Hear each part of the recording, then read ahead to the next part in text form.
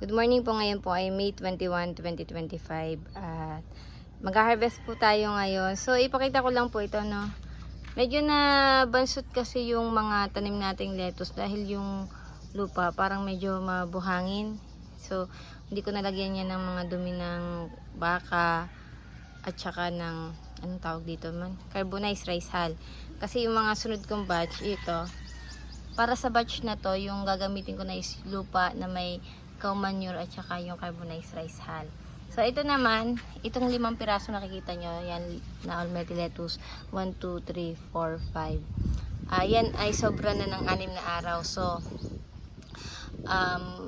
bali 45 days kasi simula pagpunla bago ang harvest. So ito ay pa 51 days na nila. So ayun, okay lang naman yan kasi dati nagtry ako sa hydroponics, sobra ng 10 araw. Wala namang nagbago pero lumaki sila, no. Ito medyo lumaki-laki naman. Then itong 4 na layer na to, 1, 2, 3, 4, diretso hanggang dito. Yan ay sobra ng 2 araw. So yan ay ilang araw to? 45 plus 2, 47 days simula pagpunla, ano, or 32 days simula nung pag-transplant natin. Okay, so may bumibili kasi ng kalahating kilo, din sa Friday ay 1 kilo. So sana umabot kasi feeling ko hindi kakayanin. So tara po, magtitimbang tayo. Pipiliin ko lang yung ano, yung malalaki at saka itong 5 na malalaki na din, isasama ko na doon sa binibili. Okay, so pipiliin ko lang yung mga malalaki, no? Tapos timbangin natin. Kutsilyo yung pang harvest ko, ay yung pang pitas ko. Hindi ko makita yung gunting. Kaya ito lang, baka mahiwa ako. Dali lang pala putulin.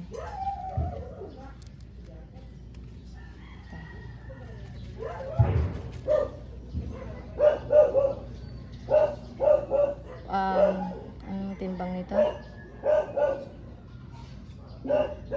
0.05 0.058. Ano yun? Kasi magaan.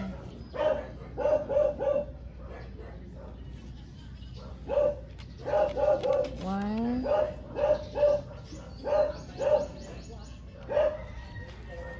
Ito yung ano, yung unang 5 kanina na sobra sa araw.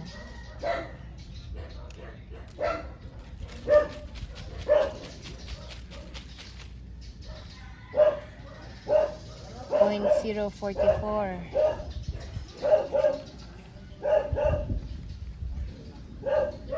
So parang 100 grams, kulang-kulang 100 grams na yon, dalawa.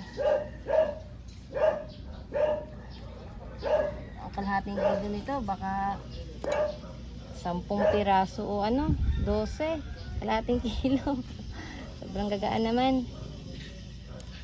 Yan talaga.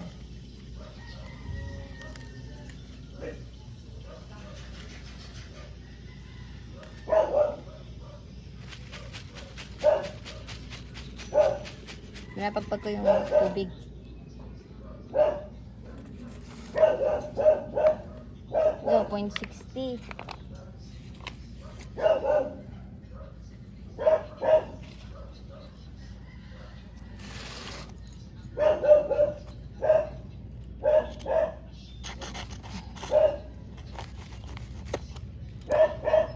Ito pala romaine lettuce natin.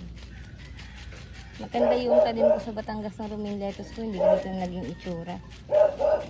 Ganda kasi nasikat ng araw doon. Dito bitin po kasi yung sikat ng araw. Minsan 2 oras lang sila naaarawan. 2, 3. Sobrang init pa sa tanghali, kaya may net shade pa. 0.056. So ang plancha ko 200 grams na yan. Ay, wala pa 1/4. Hindi lang. Para sa ekonomiya. Gumanda yung mga, ang gaganda ng lettuce nung naulanan. Buhay na buhay sila. Tinanggal ko yung mga mapuputi na yung dahon.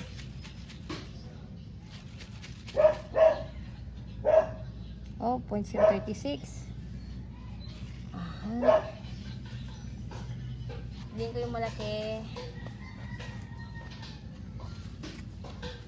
Ay, malaki. Oh, malaki. Wait lang. Yung medyo malaki lang. Maliliit.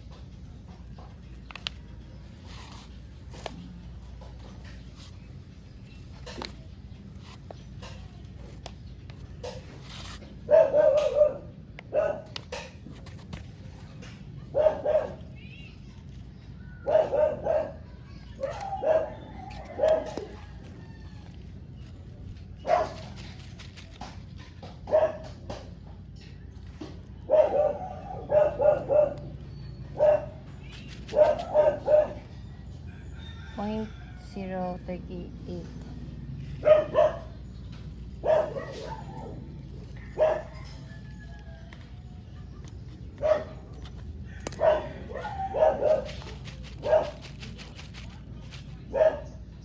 Ay, nahulog.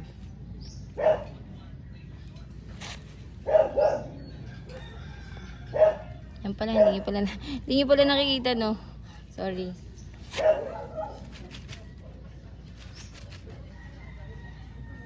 Point 054. So, ipakita ko lang sa camera yung mga pinitas natin, yung itsura nila. Ito. Ay! Yan o, niliit.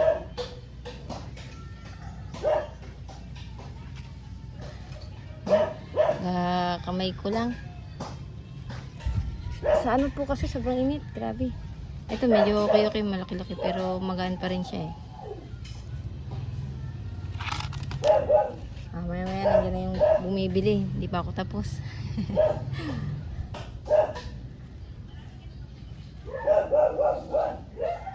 Pinapakita ko lang sa inyo, ha. Yan. And ups. Nahulog.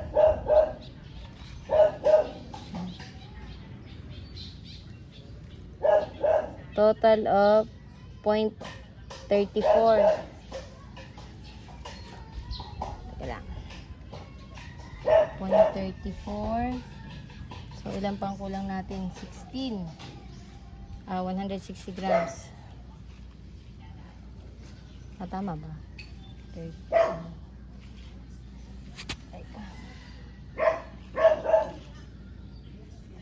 Pitas lang tayo ng 160 grams.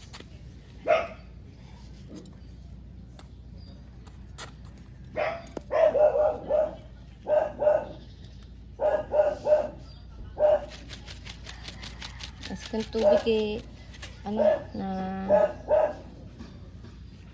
basa ng ito, 0.40. Nabasa ng dito. Liliit.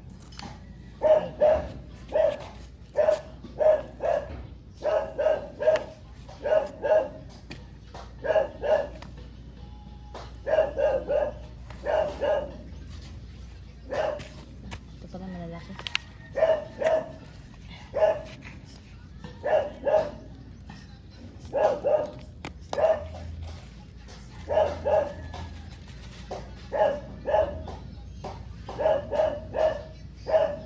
Bango ng amoy.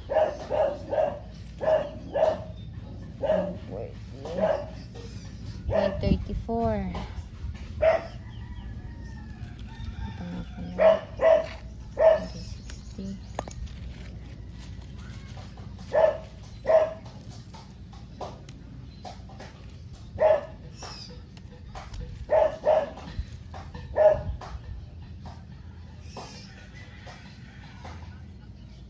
Ayan pa. 100 grams pa. Kunin natin. 0.042.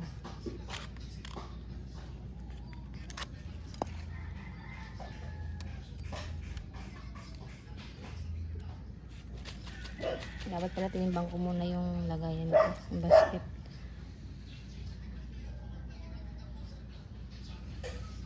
Mm-hmm. 0.34. Nagaan. Grabe naman. Isa na lang. At kalahating kilo na.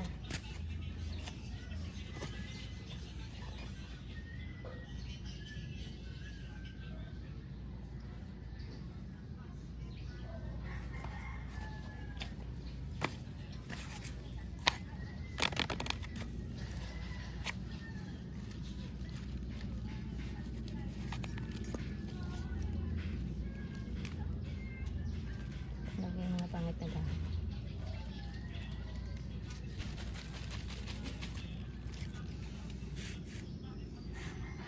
Ganda, no? Nakakatuwa naman. Yan. Sabi na tayo sa higit kalahating kilo lang to. So, okay na to. Yung huli is 0.05. So, ang kalahating kilo ay 1, 2, 3, 4, 5, 6,